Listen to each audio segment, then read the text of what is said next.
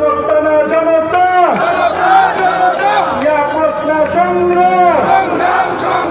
দালালি না ইয়া আবু সাইদ মুগ্ধ শেষ হয়নি যুদ্ধ বড়পুথানে কোনো পার্টি আছে, বগুড়ায় কোনো পার্টি আছে, সারা দেশে কোনো পার্টি আছে, ছাত্রদলের কোনো পার্টি আছে, সাকিব ভাইয়ের কোনো পার্টি আছে।